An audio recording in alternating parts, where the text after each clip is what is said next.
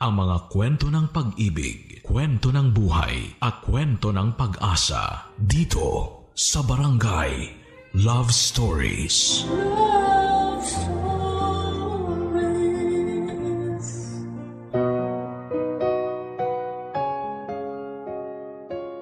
Malaking hamon para sa isang ina ang magpalaki ng isang batang may espesyal na pangangailangan. May mga pagkakataong hindi nila naiiwasang makipag-away o makipagsagutan tuwing nakakatagpo sila ng mga taong hindi pa lubusang naunawaan ang mga taong nangangailangan ng espesyal na atensyon at pagmamahal. Ngunit sa kabila ng mga pagsubok, kakaibang saya pa rin ang dulot ng isang masaya at inosenteng ngiti sa inang nagpapakatatag para sa marami pa niyang laban sa buhay. Sa kwento na pinadala ng sender natin ngayong araw ay paano kaya niya malalampasan ang mga pagsubok na pinagdaanan niya bilang isang ina ng batang may autism at makatagpo pa kaya siya ng lalaking tatanggap sa kanilang mag-ina.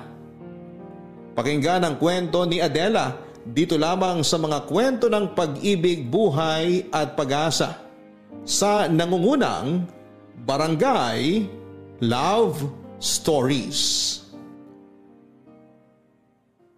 Dear Papa Dudut, magandang araw po sa inyo, Papa Dudut. Ako po si Adela.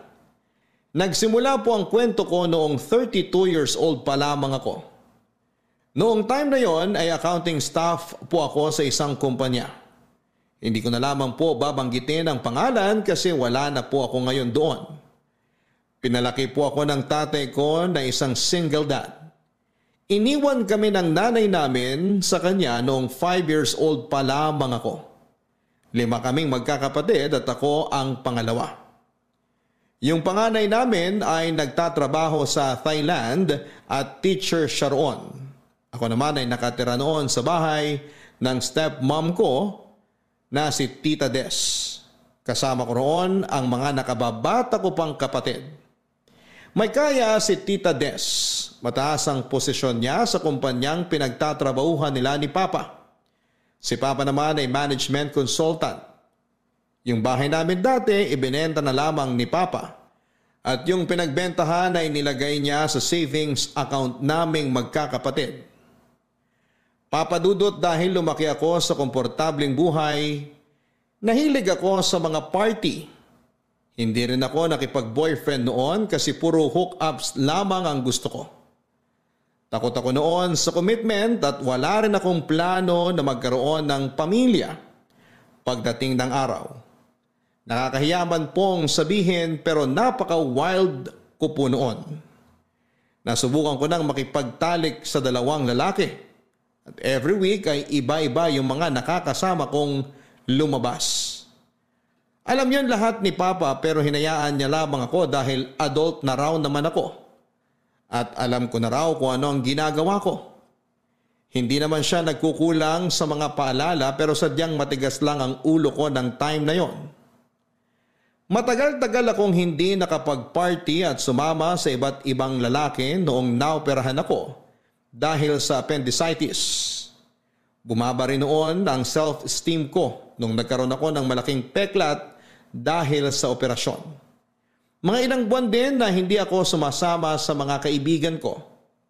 Until one night, Papa Dudut, hindi ako nakatanggi sa imbitasyon ng best friend kong si Yuna.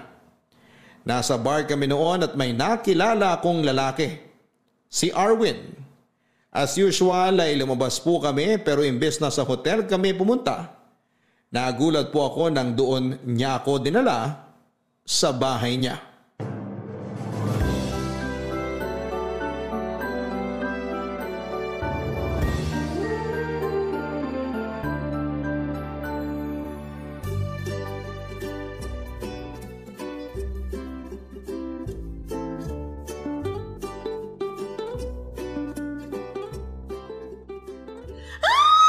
Talaga? Sa bahay ka niya dinala? Shucks! Napakahaba talaga ng hair mo, bakla! Mahaba talaga. Talaga? Pati yung ano? Swerte mo naman. Sana tinawagan mo ko para nakijoin ako sa inyo. Gaga, may rule tayo, diba? Na bawal mag-share ng kalandian. Hindi ko naman yung nakakalimutan. Di ka talaga mabiro. Kasi mukhang bet na bet mo yung guy na kasama mo last night. So, how's the performance? It's a 10! At alam mo ba, siya pa lang yung pinakamabait na nakaduko. Talaga? Paano mo naman nasabi? Pinagluto lang naman ako at hinatid pa pauwi. Ha? Nagpahatid ka sa bahay nyo? Syempre hindi. Hindi siya exempted sa rules ko pagdating sa one night stand thingy ko, no? Hindi ko pa rin binigay sa kanya yung totoo kong pangalan. Sabi ko, Ella yung pangalan ko. Saan ka nagpahatid? Sa mall ako nagpahatid. Nagdahilan na lang ako na may kailangan pang bilhin bago umuwi. Gusto pa nga niya ako samahan eh. Sana nagpasama ka. Nagdahilan nga lang, di ba? Saka hanggang doon na lang talaga yung oras namin na magkasama. Sayang naman. Sana tinodo mo na. Kinilala mo na dapat. Tapos aabot kami sa talking stage. At sunod nun, manliligaw na siya. At yun yung pinakaayaw ko mangyari eh. Maglalaro na kami ng mahal-mahalan. Yak! Kadiri naman yung ganun. Makayak naman to. Allergic ka lang talaga sa commitment kaya ka ganyan. Ay, sa ginagawa mo, baka inuugat ka na, wala ka pa ring boyfriend. Hindi lahat ng babae kailangan ng boyfriend. Mas masaya ako na ganito kalaya. Uy, pero aminin mo, kinakabahan ka rin after ng encounter mo sa mga lalaki mo. Kasi, what if may sakit sila at nahawaan ka? Kaya dapat, magkaroon ka na ng isa sa mga nakasama mo dati. Or pwedeng maghanap ka ng bago. Gawin mong FOBO. Parang ang boring naman nun. Isa lang talaga. Baka madali kaming magkasawaan sa isa't isa. Ang sabihin mo, hindi ka lang talaga kontento sa iisang lalaki. Naku ha? Baka kasing luwang na ng wristband yan. Hoy, grabe! Napaka-OA naman nun. Pero seryoso, wala pa ba tayong planong magtino? I mean, baka kasi kung kailan natin maisipang magkaanak, saka naman hindi na pwede. Alam mo naman tayong mga babae, dumarating sa menopausal stage. Ayoko pang magkaanak.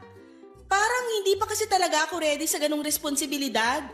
Saka alam mo naman yung sweldo ko, sarili ko pa lang yung kayang buhayin. 18,000 monthly, hindi pa pwede sa may anak. Gets naman kita, lalo na dito tayo nakatira sa city. Mas mataas ang cost of living. Kung nasa 30K siguro yung sweldo, carry na. 30K? Paano yung rent at utility bills? Konti lang matitira sa 30K after mag-grocery. Ay, oo na. Huwag ka na lang mag-anak. Lumandi ka na lang.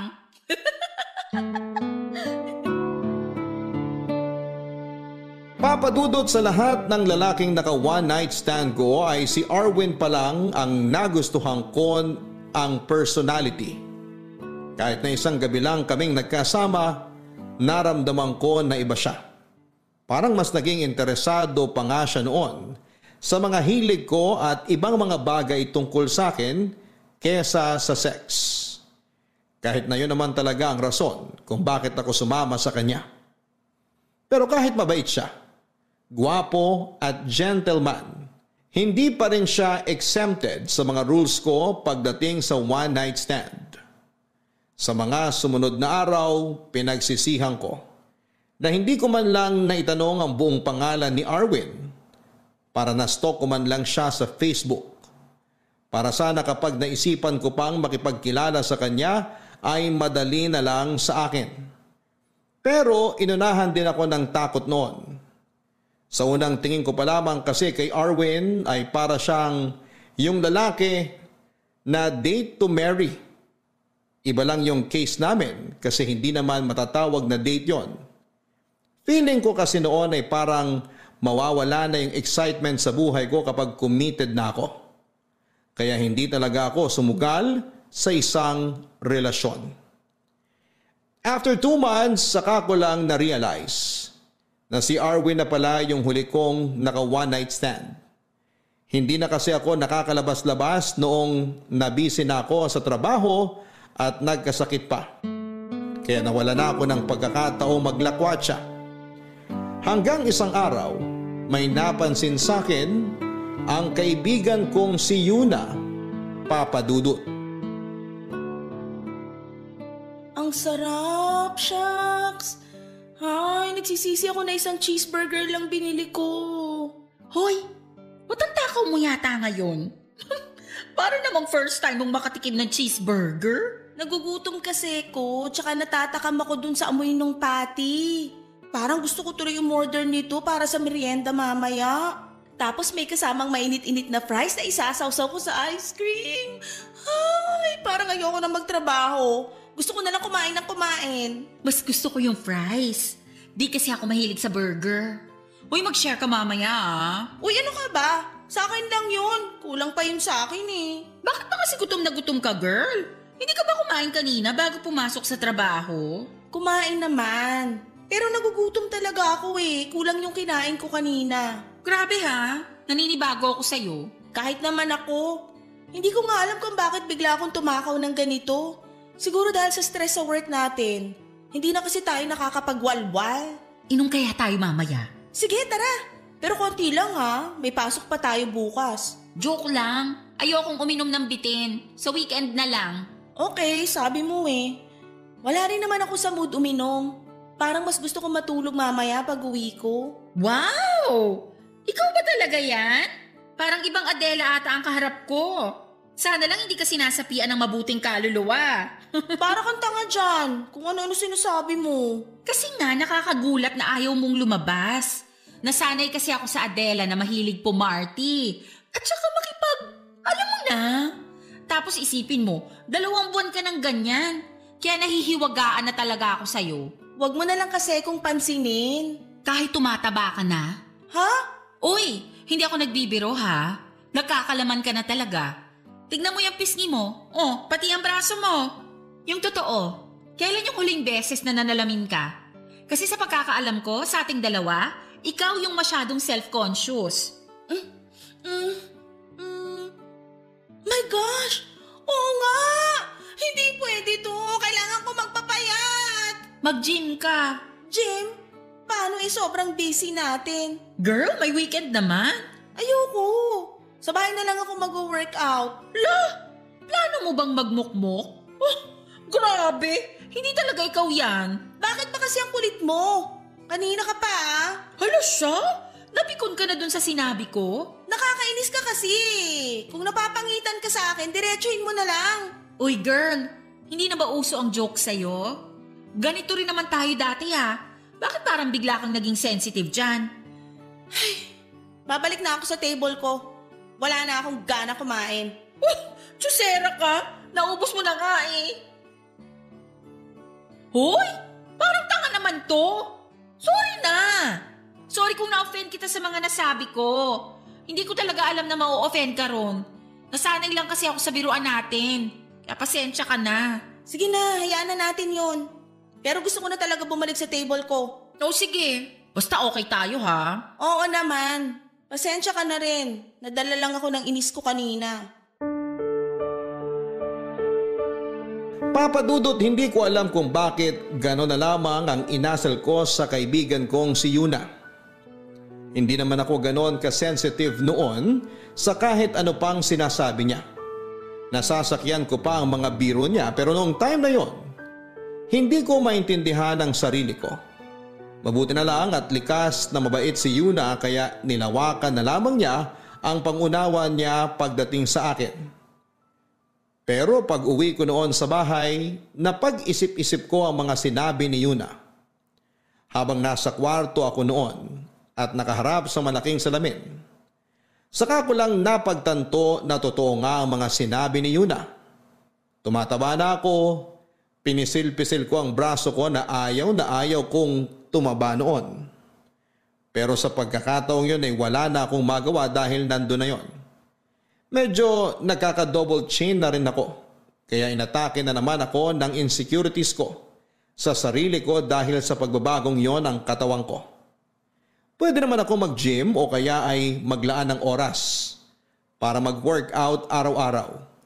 Pwede rin akong mag-diet pero ewan ko ba, Papa Dudut. Wala akong ka-interes-interes na gawin yon.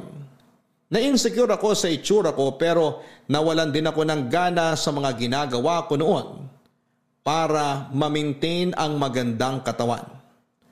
At sa pag-iisip ko po noon, bigla na lang akong namutla nang may isa pa akong napagtanto, Papa Dudut. Grabe ang kaba ko. Nang ma-realize kong 2 buwan na pala akong hindi dinadatnan, Papa Dudut. Papa Dudut, anemic ako at aware din ako na meron akong PCOS. Nalaman ko yon noong nagpa-check up ako bago pa man maoperahan dahil sa appendicitis. Kaya normal na sa akin ang ma-delay ang period ko. Isa pa ay nagpipills din ako, pero after ng operasyon ay hindi na ako nakapag-take noon. Isa pa, Papa Dudut, nang maalala ko kung gaano kami kapusok ni Arwin nang gabing may nangyari sa amin ay bigla akong na-paranoid. Hindi ko kasi maalala kung gumamit ba siya ng proteksyon o hindi noong time na yon. Inis na inis ako sa sarili ko dahil hindi ko nagawang maging responsable sa huling beses na lumandi ako.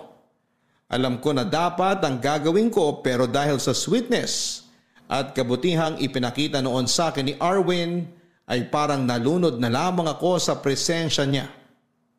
Parang nawala na lang noon lahat ng mga bagay na inaalala ko. At na-realize ko lang na nangyari pala yon sa akin kung kailan ilang buwan na mula nang may mangyari sa amin. Posibleng buntis ako, Papa Dudut. Kaya naman nagpiti ako kaagad ng araw na yon at hindi ako makapaniwala sa naging resulta. Namutla ako nang makita ang 2 pulang linya sa pregnancy test na hawak ko. Ilang beses ko pang inulit yon. Pero iisa lang ang naging resulta. Hanggang sa naisip ko nang kumonsulta sa isang OB. Wala muna akong pinagsabihan noon dahil hindi ako handa sa magiging reaksyon ng pamilya ko at ng kaibigan ko, Papa Dudut.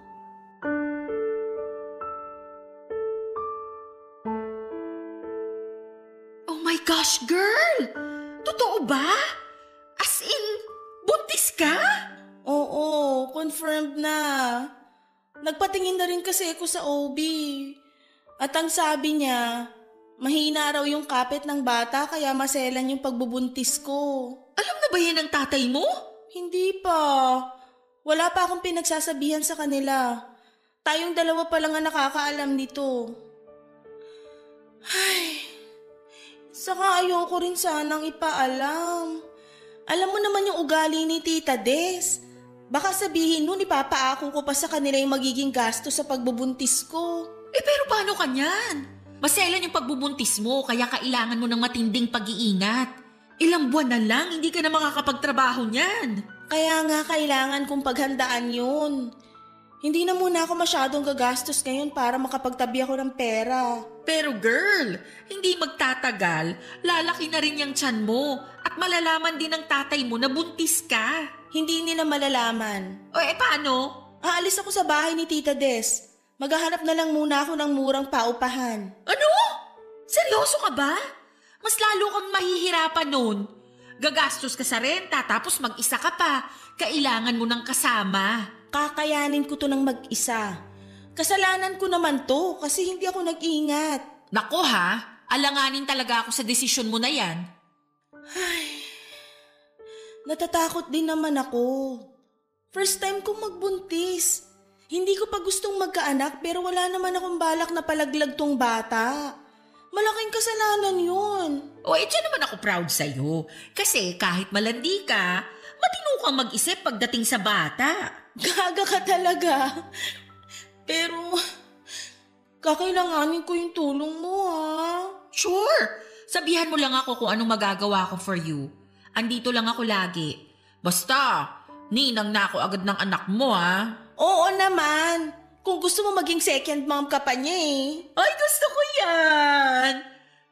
Nga pala, kung kailangan mo ng murang paupahan, matutulungan kita dyan. Talaga? Oo. May paupahan yung tita ko. Pwede ko siyang kausapin para i-reserve yung bakanting kwarto ron. Bahay yun ha. Marami kang kasama ron. Pero all girls naman, kaya wala kang dapat alalahanin. Sige, sabihan mo ko kung magkano yung rent para mapaghandaan ko. May laman pa naman yung savings account ko kaya may magagamit pa ako kung sakali. Pero mas maganda kung kakausapin mo muna yung tatay mo. Para hindi siya mabigla na aalis ka ng bahay ng tita Des mo. Kakausapin ko naman talaga siya. Pero hindi pa lang talaga pwedeng sabihin yung dahilan kung bakit ako lilipat. Basta kapag kailangan mo ng tulong, huwag kang mahihiyang magsabi sa akin. Kahit sa pera pa yun, basta meron ako, pahihiramin kita. Thank you ha. Sobrang supportive mo talaga sa akin. Sana ganyan ka pa rin hanggang sa makapanganak ako. Kahit hanggang sa lumaki na yung anak mo, andito pa rin ako. Best friends nga, diba? Iiyak na ba ako? Uy, gaga. Ayoko ng mga iyak-iyak na yan. Alam mo naman yun eh. Pero ikaw, kailan ka magkaka-baby? Ay nako, tigilan mo ako sa mga tanong na ganyan. Wala pa nga makabuntis sa akin eh. Tumatanda na kasi tayo. Isipin mo, kung sa mga susunod na taon ka pa magkakaanak, ang tanda mo na kapag nag-college na yung anak mo. Kakayanin mo pa kaya siyang suportahan nun? Hoy, ano ba? Huwag mo nga akong i-pressure. Kailangan mo na talagang ma-pressure. Kung ako sa'yo, damayan mo na ako sa pagbubuntis ko. Papadudot sa tulong ni Yuna ay nagawa kong makalipat sa isang maliit na kwarto sa pinapaupahang bahay ng tita niya. Mabait naman ang tita niya at madali ring kausap. Binigyan pa nga po ako noon ng discount dahil swerte raw ako kapag may tenant na buntis. Natuwa ako dahil bukod sa safe at malinis naman ang tinutuluyan namin ay friendly rin ang mga kapwa ko tenant. Mas excited pa sila noon na makalabas ang baby ko kesa sa akin. Ang kagandahan pa sa inuupahan ko ng time na yon ay malapit lang yon sa ospital. Hindi ako mahihirapan tuwing kailangan kong magpa-check up. Ang problema ko lang noon, Papa Dudut, ay nahirapan na talaga akong kumilos noong lumaki na ang tiyan ko.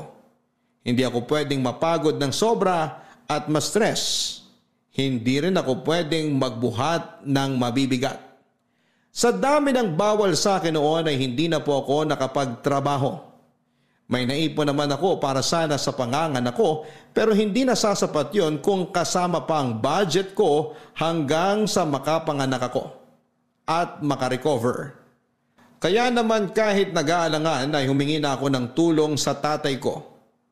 Papadudot, hindi naman nagalit ang tatay ko noong nalaman niyang buntis ako.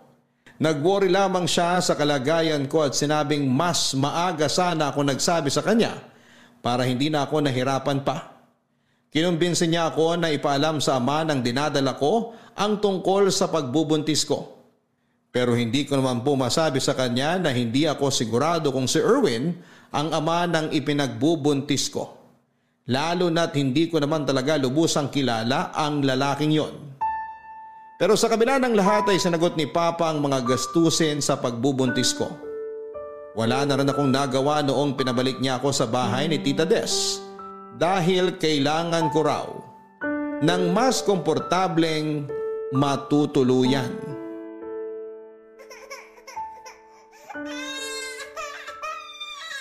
Tahan na, baby. Nandito lang naman si Mommy. Hindi mo ba kayang patahanin yung anak mo? Nakakaistorbo ng tulog eh. Ang ingay-ingay. Pasensya na, tita. Nilabas ko lang siya ng kwarto para paarawan kanina. Oh, tapos na kayo magpaaraw, di ba? Eh di bumalik na kayo sa kwarto mo at kung pwede, magkulong na lang kayo maghapon para hindi ko marinig yung kaingayan ng anak mo. Pasensya na po talaga, tita. Ngayon pa lang kasi ako nakapag-alaga ng bata kaya naninibago rin ako. Hayaan niyo po, kapag nasanay na ako, hindi na kayo maiistorbo sa iyak ni Sevi. Eh, kailan pa yon? Kasi naman lalandi-landi, hindi naman pala handa sa pagiging ina. Kaya po ba hindi na kayo nagkaanak? Kasi hanggang ngayon hindi pa rin kayo handa? At bakit naman ako nasali sa usapan? Buisit ka! Kayo po unang namersonal, tita. Sinusubukan ko naman pong makisama ng maayos sa inyo pero kung tratuhin nyo kami ng anak ko, parang sampid lang kami rito. O bakit? Hindi ba totoo naman? Buti nga sa'yo na mismo nang galing eh. Gumagastos naman din po ako rito sa bahay. Saka hindi naman po pera nyo ang ginagastos namin. Kay Papa yon. Yung pera ng papa nyo, pera ko na rin. Paano naman nangyari na conjugal yun hindi nga po kayo kasal? Kahit na. Sa mata ng mga tao, ako na yung asawa ng papa nyo. Sa madaling salita, feeling nyo lang po yun. Pero hindi naman talaga. Bastos ka! Kayo rin naman po Kaya patas lang. Sa susunod na pagsalitaan mo ako ng ganyan, palalayasin kita rito. Di go! Para naman gustong-gusto kong makasama kayo rito. Akala niyo ba kapag napaalis niyo ako rito, titigil na si Papa sa pagtulong sa amin ng anak ko? Asa ka, tita. At talagang proud ka pang manandika kaya ka nagkaanak? Proud ako na may anak ako kahit na wala siyang tatay. At least ako, meron. Ikaw, wala. Kung gugustuhin kang hiwalayan ng tatay ko, baka hindi na siya magdalawang isip kasi madali ka lang namang iwanan. Wala kang pinanghahawakan. Wala kang karapatang pagsalitaan ako ng ganyan. Ikaw rin po, tita. Wala kang karapatang insultuhin kami ng anak ko kasi hindi naman ikaw yung nagpapalamon sa amin. Saka bakit ba big deal sa'yo yung simpleng pag-iyak ng anak ko? Para namang hindi ka dumaan sa pagiging baby. Wala ka talagang utang na loob. Ang tagal ko na kayong pinatira dito, tapos gaganyanin mo lang ako? Marunong po akong tumanaw ng utang na loob. Pero hindi ibig sabihin nun, hahayaan ko na kayong insultuhin kami. Saka kahit ano namang gawin ko, ganyan pa rin yung sasabihin nyo. Kasi alam ko naman na sa simula pa lang, napipilitan lang kayo na patuloyin kami rito dahil kay Papa. Pero alam nyo, tita, kapag nalaman ni Papa na hindi nyo gustong nandito kami, baka maghanap na siya ng ibang bahay. Tapos, hindi ka na niya uwian kasi mas gusto niya kaming makasama. Lalo na ngayon na may apo na siya. Gustong gusto niya kasi na may baby siyang nakikita. Kaya kapag wala na kami rito, bihira na rin kayong magkakasama. Alam mo, buwisit ka sa buhay kung babae ka! I feel the same, tita.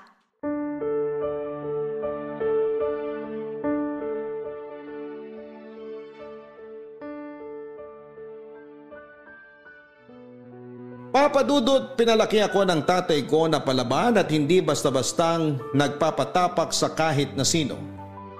Kaya naman hindi ko na napigilan ang sarili kong patulan si tita sa ginawa niya. Sa totoo lang, hindi naman kami pabigat sa bahay niya ng time na yon. Ginagamit ko pa rin naman ang naipon ko sa pagtatrabaho. Pero hindi ko rin tinatanggihan ang mga ibinibigay ni Papa para sa anak ko. Masasama kasi ang loob niya kapag tinanggihan ko yon. Ang katwiran niya kasi kahit naman daw kaya ko nang magtrabaho, tatay ko pa rin siya kaya magbibigay siya hanggat kaya niya. Doon po ako hanga kay Papa. Kung sa pagiging responsableng ama lang naman po ang usapan ay ilalaban ko talaga siya. Sa kabila ng hindi namin pagkakaunawaan ni Tita Des, ay nanatili kami sa bahay niya. Gaya ng gustong mangyari ni Papa. Noong nakarecover na ako ay plano ko sanang kumuha na lamang muna ng mag-aalaga kay Sevi para makapagtrabaho ako ulit. Pero hindi po pumayag ang tatay ko. Hintayin ko raw muna na mag 3 years old si Sevi para komportable na akong iwanan siya sa ibang tao. Mahirap daw kasing ipagkatiwala ang bata kung baby pa lamang at ibang tao na ang nag-aalaga. Lalo na't hindi ko nakikita. Nagpatulong na lamang siya noon sa akin sa ilang paperworks niya dahil kaya ko namang gawin ang mga yon. Tapos ay binabayaran pa niya ako ng buwanan. Papadudot nung 3 years old na si Sevi, may napansin po ako sa anak ko. Sa ganong edad kasi ay hindi pa rin siya nakakapagsalita. Actually, matagal ko nang napapansin na hindi siya nagre-respond kapag tinatawag ko siya sa pangalan niya. Hindi rin po siya nakikinig tuwing sinasaway ko sa sobrang kakulitan niya. Pero akala ko po noon ay normal lang sa bata yon. Hanggang sa may napanood po ako tungkol sa autism spectrum disorder. Papadudot, may napanood akong nanay na nagba-vlog tungkol sa anak niya na may autism spectrum disorder or ASD. Parehong-pareho nito ang behavior na na-observe ko sa anak kong si Sevi. At para makasigurado ay kinonsulta ko na siya sa isang developmental pediatrician at doon ko na po nakumpirma na may ASD nga ang anak ko. Hindi ko po alam kung ano ang magiging reaction ko noong nalaman ko yon. Sobra po akong nalungkot at nakaramdam ako ng takot para kay Sevi. Aware naman po kasi ako sa mga iniisip ng ibang tao na walang sapat na kaalaman sa ganong kondisyon ng bata. Pero hanggat maaari, hindi ko itinuring na iba ang anak ko. Pinalaki ko siya ng normal at hindi itinatago sa mga tao. Hindi naman po yun naging madali para sa akin, lalo na at maraming nagsasabi na hindi siya normal. Marami rin yung kinakawaan siya na para siyang may malubhang sakit at hopeless case ang kondisyon na meron siya.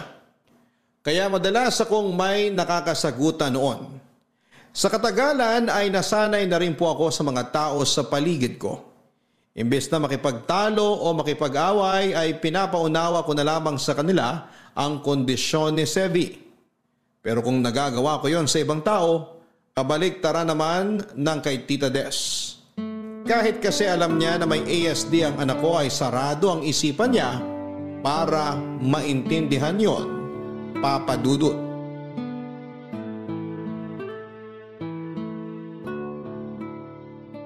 Ay, salamat. Nakatulog din si Sevi. Makakapaglaban na ako.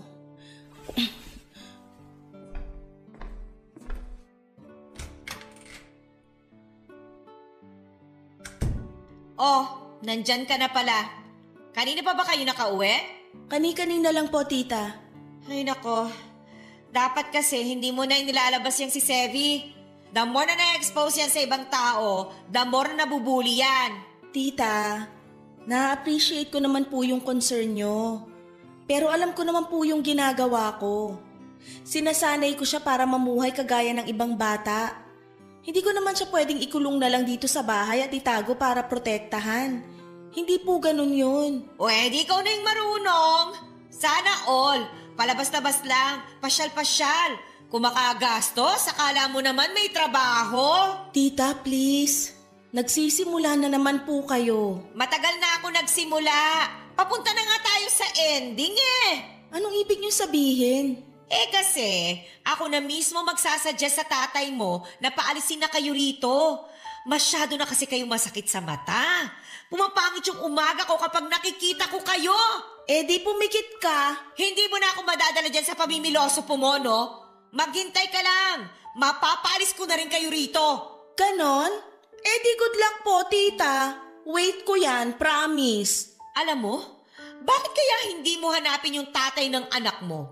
Mamalay mo, panagutan ka kahit malaki na si Sevi. Tsaka sa kondisyon niya, mukhang kailangan niya talaga ng tatay eh. Kaya ko naman palakihin si Sevi nang ako lang yung magulang niya. Kaya mo nga. Pero yung kondisyon ng anak mo, kaya mo pa bang i-handle? Ay, sayang si Sevi. Ang pogi pa namang bata. Ano? Paano naman siyang naging sayang? Eh kasi kulang-kulang yung anak mo eh. Kailangan pa bang sabihin yun para maintindihan mo, Adela? Paglaki niya, baka walang magkagusto dyan. Hindi kasi siya normal eh. At sa tingin nyo, normal kayo sa lagay na yan? Ang kitid ng utak nyo. Pinaliwanag ko na sa inyo yung kondisyon ng anak ko, pero anong magagawa ko kung sadyang mahina kayong umintindi? Kahit anong paliwanag pa ang gawin mo, hindi pa rin mababago nun na hindi normal yung anak mo. Kaya alam mo ko ako sa'yo, ilayo mo siya sa akin at sa ibang tao para hindi siya masaktan. Doon kayo! Far away! Okay na sana kung nagmamalasakit lang talaga kayo eh. Pero matagal nang malinaw sa akin yung motibo nyo, kaya tigil-tigilan nyo ako, tita. Yun nangyari sa anak mo, alam mo sa tingin ko, karma mo yun. Kasi sa sobrang kalandian mo, yan na nangyari. Hindi ka kasi nakukontento sa isang lalaki, di ba? Parang ikaw din nung bago ka napunta sa tatay ko. Kung hindi naman naging kayo, hindi rin magbabago yung buhay nyo, di ba? Saka yung sinasabi mong karma, para lang yun sa mga kagaya nyo. Wala naman akong niloko at sinirang relasyon sa ginawa ko noon. Isa pa, hindi ko tinuturing na malas sa buhay ko si Sevi. Kahit dumating siya sa panahong hindi pa ako handa, minahal ko siya ng buong buo bilang anak ko. Blessing nga siya sa akin eh. Nagbago yung pananaw ko sa buhay nang dahil sa kanya. Eh kayo, Kaya siguro hindi pa nagbabago yung pananaw nyo kasi hindi nyo nga naman naranasan maging ina. Papadudot yun na ang huling beses na nagkasagutan kami ni Tita Des. Umalis kami sa bahay niya hindi dahil sa pinapalayas niya kami, kundi dahil gusto kong palakihin ang anak ko sa magandang environment at hindi sa may kabahay kaming ganon kasamaang ugali. Hindi kasi ako nakakapagpigil tuwing harap-harapan niyang iniinsulto ang anak ko. Ayaw ko naman na lumaki ang anak kong naririnig palagi ang pagtatalo namin ni Tita Des. Ayaw sana ni Papa na umalis kami pero ipinaliwanag ko sa kanya ang sitwasyon namin ni Tita Des para maintindihan niya ang desisyon kong yon. Dahil wala pa naman akong trabaho, nang hiram na lamang muna ako kay Papa ng gagamiting panimula. Nangako ako sa kanya na babayaran yon paunti-unti kapag nagkaroon ako ng trabaho. May narekomenda sa akin si Yuna sa Makati. Nakahanap siya roon ng 1-bedroom apartment. Dahil sa sitwasyon ng anak ko, naghanap na lamang ako ng home-based jobs hanggang sa matanggap ako bilang virtual bookkeeper. Hindi man kalakihan ng sweldo ko noong una ay sumasapat naman yon para sa gastusin namin ni Sevi.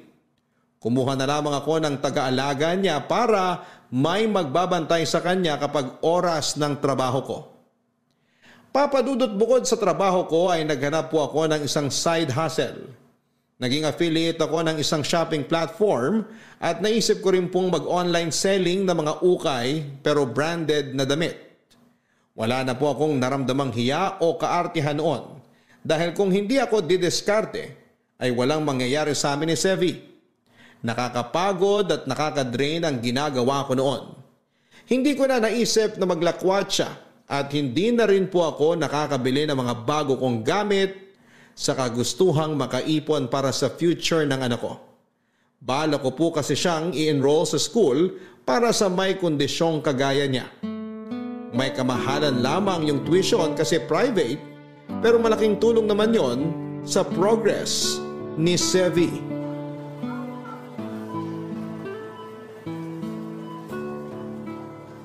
Sayang, wala na palang egg noodles dito.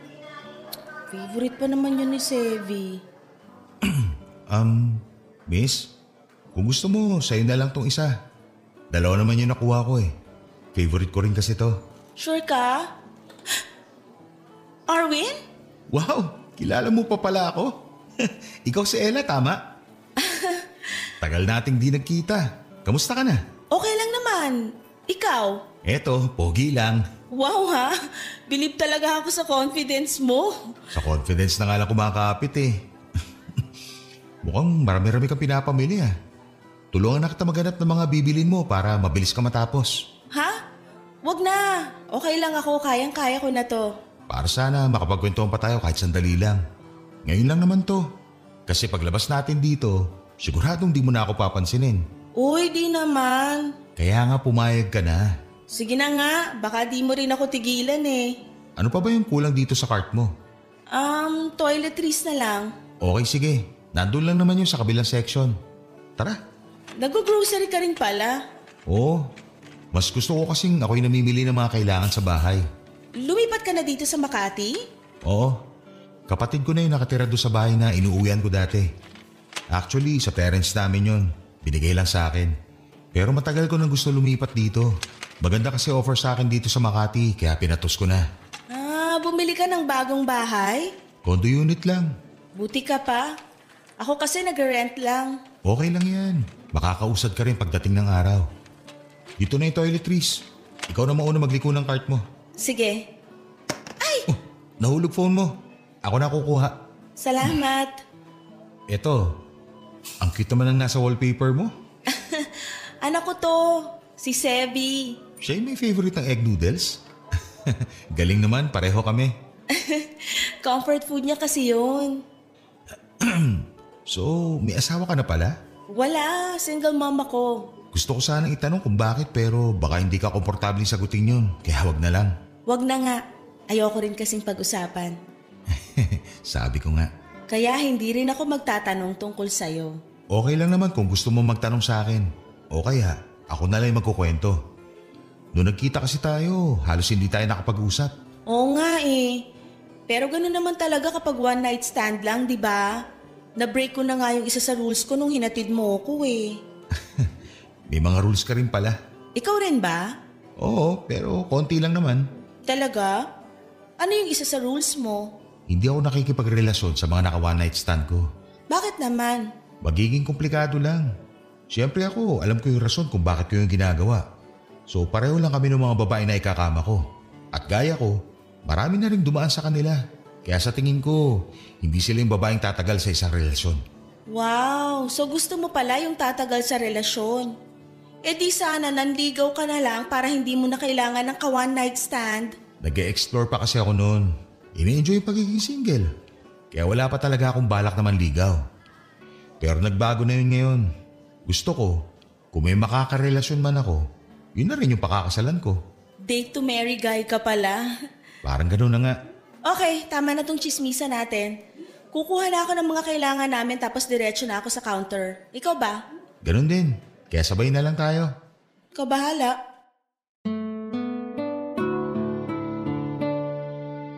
Papa Dudut, kahit umiwas ako noon sa usapan tungkol sa ama ni Sevi, ay hindi ko na napigilan ang pagtatanong ni Arwin. Lalo na noong nalaman niya kung ilang taon na ang anak ko. Parang may iba raw kasi siyang nararamdaman noong nakita niya yung wallpaper ko noong time na yon. Naging honest naman ako noong tinanong niya kung may ibang lalaki pa ba akong nakasama matapos yung nangyari sa amin. Sinabi ko na rin na posibleng siya ang ama ni Sevi, pero niremind ko rin siya na huwag munang mag-assume hanggat hindi pa napapatunayang mag-ama nga sila. Bago nga po kami naghiwalay noong araw na yon, ay siya na mismo ang kumuha ng contact details ko para magkausap kaming muli. Inad niya ako sa Facebook at nag-message din siya kaagad. After kong i-accept ang friend request niya, sunod-sunod na po ang naging tanong niya tungkol kay Sevi. Walang araw na hindi niya kinukumusta ang anak ko, kahit na hindi pa siya sigurado kung siya nga ang ama nito. Na-touch ako sa ginagawa niya noon. Sinabi ko rin ang kondisyon ni Sevi at tinanggap naman niya yon. Nag-suggest pa nga siya ng magandang eskwelahan para sa bata. Parang mas excited pa nga siya noon kesa sa akin. May pagkakataon na sinusubukan niyang kausapin si Sevi through video call. Pero kahit siya ay hindi rin pinapansin ng anak ko. Gayon pa man ay nakita ko ang pagiging patient niya sa ganong sitwasyon. Lalo na yung pagiging kalmado niya. Bagay na gustong gusto ko sa isang lalaki. Kaya naman tuwing nagme-message si Arwin ay iba na yung excitement na nararamdaman ko. Sa tingin ko nga po noon ay nagugustuhan ko na siya. Papa Dudut. Papa Dudut, sa muli naming pag-uusap ni Arwin ay mas napalagay na ako sa kanya. Kaya naman inamin ko na sa kanya na hindi talaga Ella ang pangalan ko. Natawa pa siya dahil hindi ko naman daw kailangang ilihim ang tunay kong pangalan. Kung ayaw ko na raw makipagkita o makipag-usap ulit ay irerespeto naman daw niya. Hindi namin napag-usapan ang personal naming buhay, kaya hindi ko alam kung may nakarelasyon na siya matapos yung una naming pagkikita. Laging tungkol kay Sevi ang topic namin, pero sobrang na-appreciate ko yon. Hanggang isang araw ay bigla naming napag-usapan yung nangyari sa amin. Doon ko lang napagtanto kung bakit parang sigurado na si Arwin na siya ang ama ng anak ko at kung bakit gano'n na lamang siya ka-attach sa bata. Hindi raw para siya gumamit ng proteksyon. Nakaligtaan na raw niya yon dahil sa kapusukan naming dalawa. Papa Dudut, nahihiya ako tuwing naaalala ko yon. Hindi ko man lang ma-imagine na naging gano'n pala ako ka-wild noong wala pa akong anak. Na umabot pa sa puntong nabuntis ako.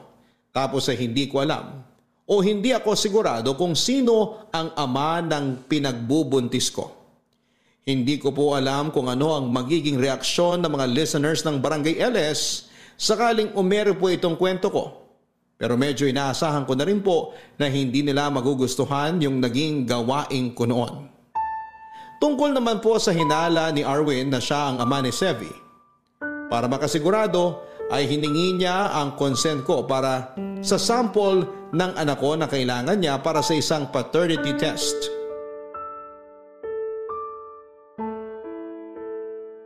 Okay ka lang ba?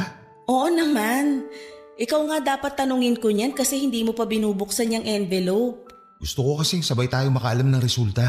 Ikaw na ba magbubukas o ako na lang? Ako na lang. Okay, buksan mo na.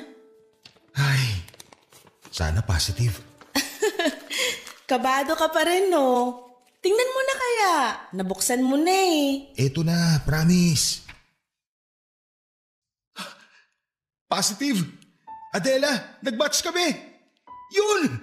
Ano ko si Sevi? May anak na ako! Daddy ka na. Pwede ba akong ilagay sa birth certificate niya bilang tatay niya? Well, pwede naman, pero may proseso yon. Willing ka bang maabala? Kahit ano para kay Sevi. Sana hayaan mo ako magbigay para sa mga gastusin niya. Sa therapy niya, sa mga gamit niya, sa tuition niya, lahat. Ikaw na maraming ipon. Hindi naman. Matagal na rin kasi ako nagtatrabaho at wala naman ako sinusuportahan. Yung parents mo? Baka ako pa yung bigyan nila. Hindi kasi sila nanghihingi sa amin. Kaya kami na lang yung nagkukusa. Pero mga regalo lang o kaya pagkain. Hindi nila tinatanggap pag pera. Pakisabi sa parents mo magpapaampon ako. Kami ni Sevi. Ako na lang ang aampon sa inyo. Talaga? Kaya mo bang umampon ng dalawa? Sama mo pa pamilya mo. Uy, biro lang ha. Baka mamaya isipin mong napakayabang ko namang tao. Hindi naman ako ganun.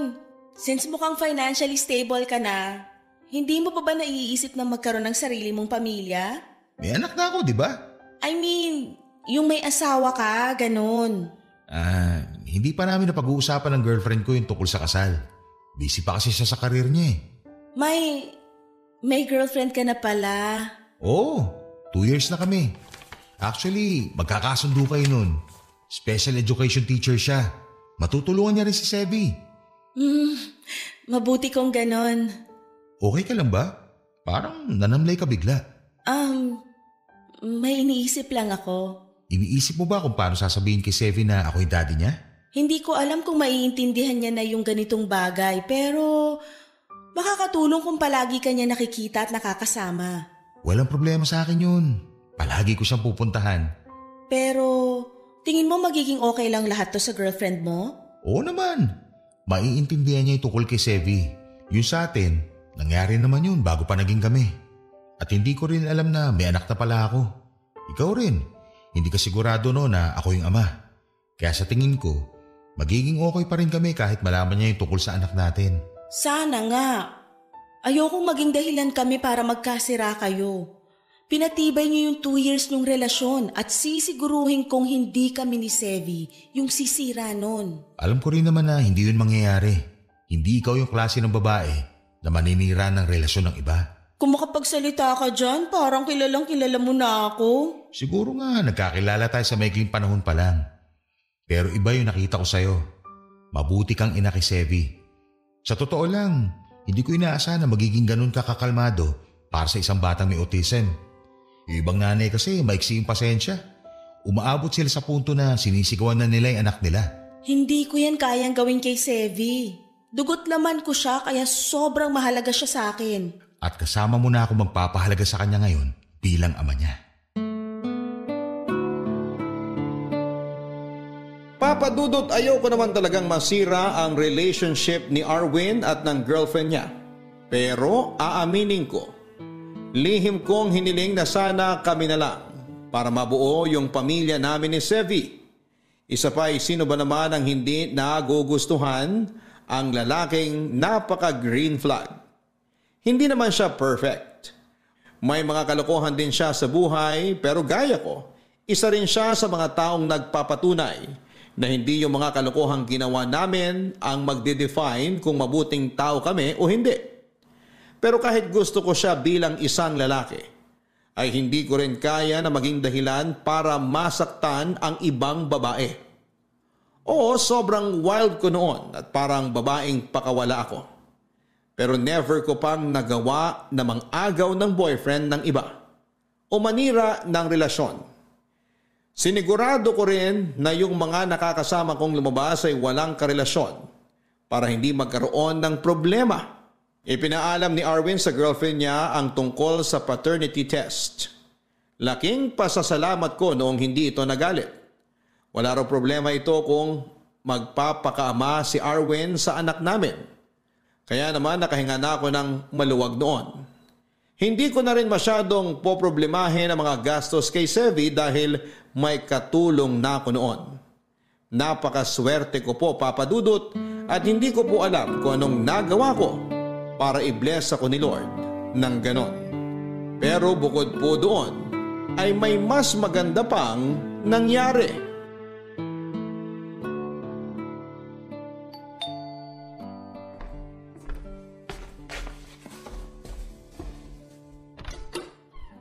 Arwin, ikaw pala. Pasok ka. Salamat. Si Sevi. Nasa kwarto, naglalaro. Aga mo ngayon ah. Saka parang ang dami mo namang dala. Nag-grocery na ako para sa inyo ni Sevi. Lapag ko na rito ha. Aba, kaya pala nagtatanong ka kung anong mga pagkain yung gusto niya ha. Pero kaya ko namang mag-grocery. Hindi mo na kailangan gawin yan. Masyado ka ng maraming ginagawa para kay Sevi. Hayaan mo na ako. Hindi naman to araw-araw eh. Tuwing pupuntahan ko lang naman siya. Oo na. Hindi rin naman kita mapipigilan eh. Oo nga pala. Kaya rin ako nandito para ipagpaalam si Sevi bukas. Para saan? Isasama namin sana siya mamasyal. Kung okay lang sa'yo. Oo naman. Okay lang sa akin yun. Bakit naman hindi? Baka kasi may nauna na kayong lakad. Saka ayoko naman basta-basta na lang kunin ko dito si Sevi kung kailan ko lang maisipan. Mas maganda kung ipagpapaalam ko muna. Salamat ha. Hayaan mo, hindi kita pagbabawalan na hiramin siya. Pwede mo siyang ipasyal lang kayong dalawa lang o kaya kasama yung girlfriend mo. Walang kaso sa akin yun. Pero sa susunod, kasama ka na. Tayong 4. Para makita ni Sevi na mas malaki na yung pamilya niya. Gusto ko yan. May isa pa nga pala akong ipagpapaalam sa'yo. Ano yun? Nagpaplano na kasi kami ng girlfriend ko na magpakasal eh. Talaga? Magpapakasal na kayo? Oo. Kung papayag ka sana, kukunin naming ring bearer si Sevi. Sure! Okay na okay nga sa akin yun eh. Okay ka lang? Bakit parang naiiyak ka? Masaya kasi ko na may tatay siya na kagaya mo. Yung hindi siya ikakahiya. Hindi ka natatakot na isama siya sa labas, na ipakilala siya sa ibang tao na anak mo siya. Sobrang sarap sa pakiramdam na proud ka na anak mo si Sevi. Sino ba namang hindi magiging proud daddy ng isang batang masarap mahalin? Mahal na mahal ko si Sevi, Adela. Thank you, Arwin. Thank you kasi dumating ka sa buhay namin. Hindi mo lang binigay yung sarili mo sa kanya bilang ama.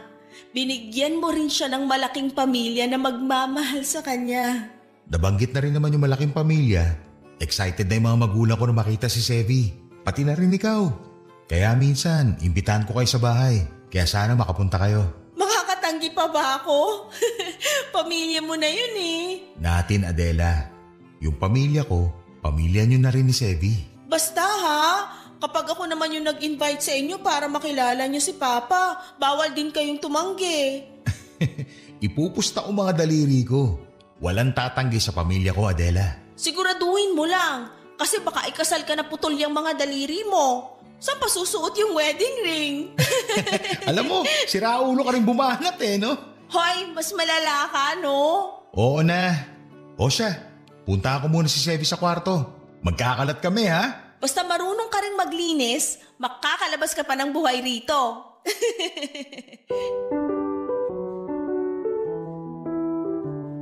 Papa Dudut, sobrang saya ng puso ko dahil hindi lang nagkaroon ng ama si Sevi kundi nagkaroon pa siya ng malaking pamilya na hindi ko rin talaga inaasahan. Gaya ng sabi ni Arwin, mabait ang mga magulang niya at napamahal kaagad sa kanila ang anak namin. Natuloy ang kasal ni Arwin at ng girlfriend niya pero kahit na mag-asawa na sila, hindi pa rin siya nawawala ng oras para kay Sevi. Mas napadalas pa nga ang pagpunta nila sa amin para makapag-bonding kami. Sa lahat ng nangyari sa buhay ko, hindi ko akalain na magiging matalik kaming magkaibigan ni Arwin. Nagawa namin yon para kay Sevi. Bilang respeto sa asawa niya ay kinalimutan ko na at pilit na binura ang nararamdaman ko para kay Arwin. Sa katagalan naman ay nagawa ko rin yon. Kaibigan na lang talaga ang tingin ko sa kanya at isang mabuting ama para sa anak ko. Imbis na ikahiya niya si Sevi dahil sa kondisyon ng anak namin ay pinagmamalaki pa niya na may anak siya. Binuksan niya ang isipan ng mga taong hindi pa lubusang nauunawaan ng kondisyon ni Sevi at ng iba pang mga batang may ASD. Sabi nga po ni Arwin, kung isa raw kaming puzzle, si Sevi yung pinakamahalagang puzzle piece na bumuo sa amin. Sa ngayon ay nakalipat na kami ni Sevi sa bagong bili naming bahay. 5 years old na siya at nakapagsasalita na rin sa tulong ng mga therapy niya. Hanggang dito na lamang po ang medyo komplikado pero masayang kwento ng buhay ko at ng aking anak na si Sevi Papadudut. Maraming salamat po sa inyong lahat na nasa likod ng napakagandang programa ninyo sa radyo. Sana po hindi kayo magsawa na magbahagi ng iba't ibang kwento ng totoong buhay para magsilbing inspirasyon sa amin. Malaking bagay po ito para sa amin na minsan ay pinanghihinaan din ng loob. Mabuhay po kayo and God bless. Ang inyong forever kapuso at kabarangay, Adela. Mga kabarangay, huwag nating tingnan ang autism bilang isang limitasyon.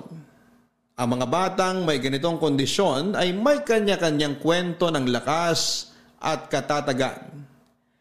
Kaya naman hayaan natin sila na ipakita ang kanilang kakayahan at makasabay sa mundong sa kanila rin naman nakalaan. Natatangi ang kanilang kakayahan at talento. Hindi nila kailangang magbago para makibagay sa mundo dahil ang mundo mismo ang kailangang matuto na tanggapin sila at pahalagahan. Malaking tulong ang pagtanggap na ito para sa mga magulang tulad ni Adela at Arwin. Kaya ugaliin nating maging sensitibo sa mga salitang binibitawan natin. Dahil kung meron mang higit na masasaktan, yun ay ang mga magulang na buong pusong tinanggap ang kanilang mga anak. Anuman ang kanilang kondisyon. Hanggang sa muli mga kapuso, ako po si Papa Dudut. Nakasama ninyo sa mga kwento ng pag-ibig, buhay at pag-asa sa nangungunang Barangay Love Stories number 1. Barangay Love Stories. Barangay Love Stories. Napakasakit na nangyari kay letter sender. Pero buti sa uli, naging maayos pa rin ang buhay niya. Anong say mo sa Barangay Love Stories na ito? Pagkwentuhan natin sa comment section yan. Sabay-sabay nating pakinggan ang iyong kwento ng pag-ibig, buhay at pag-asa. Ipadala lang sa barangaylovestories@yahoo.com. Nagustuhan ng iyong napakinggan? Ituloy yan via live stream sa www.gmanetwork.com/radio.